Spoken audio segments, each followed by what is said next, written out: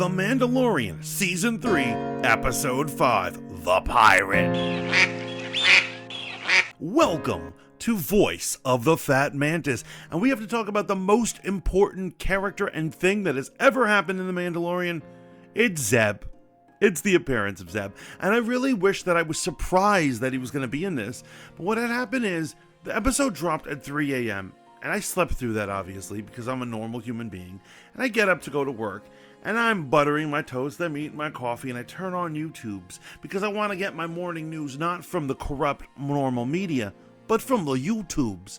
And what do I see right on the smack dab of my favorite reviewer's YouTube channel?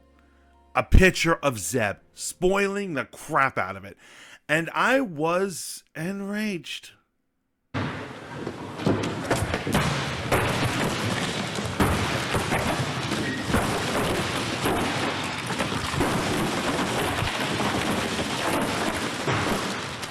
But whatever, life goes on. I still love that YouTuber and no hard feelings. But sometimes it's just hard to keep these kind of secrets.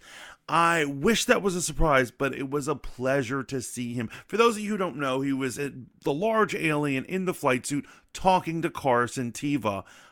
Right after he gets his message from Grief Karga. He's character from Rebels, the cartoon show. And actually, he's this image of an unused version of Chewbacca back from the original Star Wars. He actually pays homage to the way Chewbacca almost looked. But before we get any further into actually plot details, I would love it if you like this video, subscribe to this channel, and keep tuning in to Voice of the Fat Mantis. Ring the notification bell and leave a spicy comment or two. Now, getting into the plot points. It all starts with our man, Grief Karga, and he gets a message in his beautiful new planet, Navarro? I think it's Navarro. And it is actually the Pirate King. Now, he's the dude who looks like a pile of seaweed. A great Muppet, but he's like very monstrous. He looks awesome. He's like a Muppet plus monster. That's still a monster or a Muppet. Anyway, he shows up and he threatens to get revenge for the quick Western justice that Grief Karga and the Mandalorian got in episode 1 of this season. His boys were punked, and now he's going to punk the whole city, and he starts a bombardment. And here's the thing. Grief is like, well, the Republic's going to have a problem with this. And then he's like, yo, you're not even a full member of the Republic. You know what he basically is? Navarro is the Ukraine. They weren't a member of NATO, so they get slammed pretty hard. And the question is, if you're a partial member, do you get full defense? Well, just like Ukraine, no. Maybe they should send them billions. But that's a story for another time.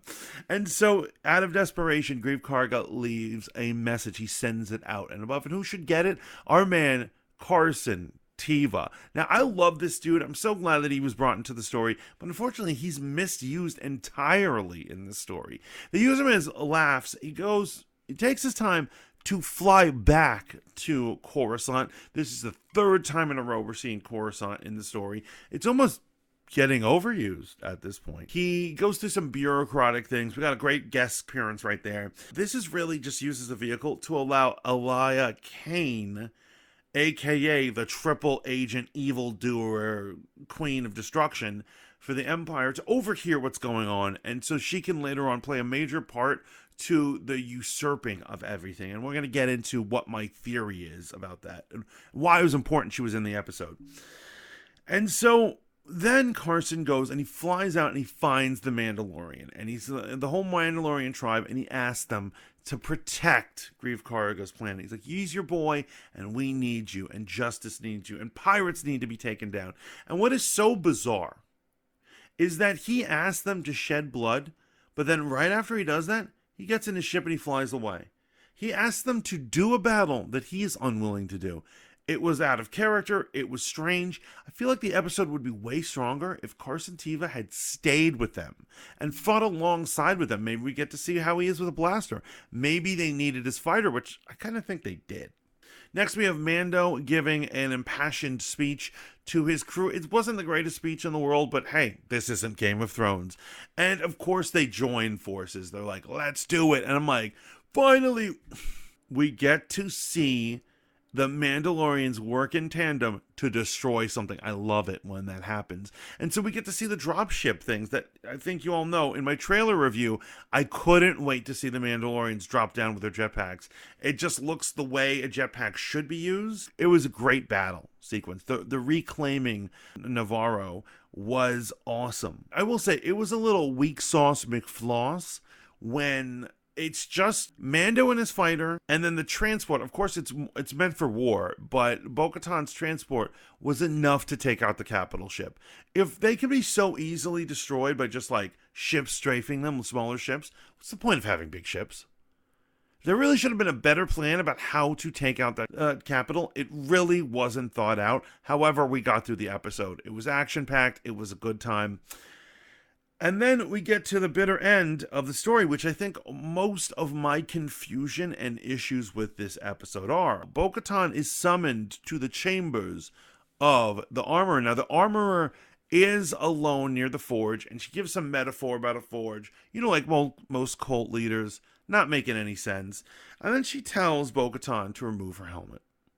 Now, I would have easily thought that this was a trick. I was like, she's tricking me. Obviously, I know I can't take off my helmet till we've reclaimed Mandalore. That was the oath I took. It's called the Creed. But no such luck. She really wants her to take it off. And she says, you're going to reunite the clans. And I am against this in every conceivable way.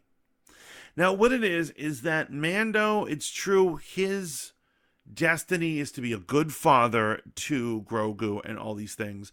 But I took this story to be a bigger thing. I took it to mean that Mando was destined to become the next Mandalore. And I know that Filoni and a bunch of guys have hard-ons for the characters that they once had during the cartoons, but I'm sick of the shows, and they're quickly becoming this, is just a constant shout-out to characters from the Clone Wars and Rebels. I do not want to see Bo-Katan become the Mandalore. Now, maybe if she struggles and fights and goes along this path and fails as the Mandalore, and then my man Din Djarin has to pick up her slack and bring everybody together, then I will love the crap out of it. But Bo-Katan is no Mandalore of mine. And another funny thing is when she comes out, she shows everybody her helmet is off, and they just accept it. Although it is actually interesting that Paz Vizsla gives Mando a look. He's like, thinking, like, are you going to let this happen, bro? And so now it's time for some theory crafting. I believe two crazy possible theories. It is possible that the armorer could be none other than Duchess Satine. Now, I know what you're thinking. She was not a very good warrior, and she was weak, and she had avian bone syndrome. She was the most frail woman ever. It is possible. I mean, that would certainly be super dramatic. I don't know how she faked her death and lived this entire time. All I know is that I'm starting to believe that the armorer's identity is very important. And Duchess Satine would be the most dramatic, although the way she fights in hand-to-hand combat, she moves like a Jedi.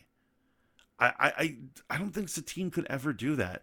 The second part of my theory is that it is possible that this is going to be a minor Mandalorian civil war. I think it's possible that Mando isn't just going to be the Mandalore. He's going to be the guy who has to take out the armorer because the armorer uses Bo-Katan as a weapon to get the saber away from him. It is possible that he will not want to go along with whatever political schemes the armorer wants, and it's going to be one faction of Mandalorians within that cult against hers. And if that happens, it's going to be the greatest thing ever. I really am hoping that Mando and Bo-Katan mix it up, and I'm not looking forward to the plot armor they're going to give Bo-Katan. That's not something I'm ever looking forward to. That's talking to you, Filoni. Now, there's another thing about the Mandalorians and their placement in the galaxy. At the end of the episode, Grief Karga invites them to his planet. He says, I have a patch of land past the lava fields. You can take it. It's your new land. Build a city. Join us. And he made the same mistake that ancient Rome made. I know what you're thinking. Mantis, why are you making me think about history? Because I'm an asshole. In the ancient days of Rome, one of the many things that brought down Rome, there wasn't just one reason, is that the emperor, who was ethnically barbarian, but not actually a barbarian, not culturally. Rome has a problem with barbarians at their gates. Barbarians continue to try to move into their borders and just start ransacking stuff and then leave. And that had been going on for generations. And finally, Rome had an emperor who was ethnically barbarian, but was not actually cultural. He was very Roman. But he wanted to reach out to his brothers and sisters, and he said, you know what? Let the barbarians in. Let them in. They can come into our borders and they can come show. The thing is, well, they live up to their name, because these are the first barbarians, and you understand why we call barbarians what we call them now, because they started ransacking the place. They created hostile, crazy things, and the two cultures could not get along. Now, I'm wondering if this is going to happen between the Mandalorians and the regular normies from Grief Karga's colony world. It is possible that the two just don't understand each other, and when it comes down to it, it is possible that the Mandalorians will kill and destroy that colony. So here's hoping. And there is one final scene, and I'm going to analyze it. Now, I think it means a lot of things. It's where Carson, who didn't want to fight this episode, draft dodging punk, finds a Lambda-class Imperial shuttle damaged and floating in space. It is derelict. And he sends his R7 unit, releases a probe, and it was so cool that it extends off of the periscope, goes in there to scan everything, and it turns out that it was Moff Gideon's ship. He never did make it to his trial.